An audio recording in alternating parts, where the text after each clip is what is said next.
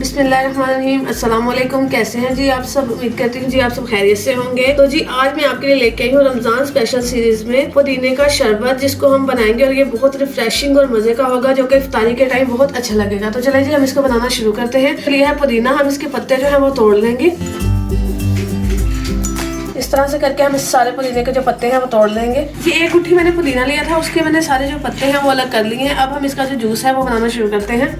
जी हम लेंगे एक ब्लेंडर का जग और ये जो पत्ते हैं वो हम इसका कर देंगे इसमें ऐड। साथ ही हम इसमें ऐड करेंगे थोड़ी सी अदरक, 1 टीस्पून जीरा, 1 टीस्पून काला नमक और चीनी हम इसमें टेस्ट के लिए ऐड करेंगे 3 टेबलस्पून। हम इसमें ऐड करेंगे एक लेमन का जूस। एक लेमन को कट करके हम उसका जो जूस है वो इसमें करेंगे ऐड और साथ ही हम इसमें ऐड कर देंगे थोड़ा सा पानी।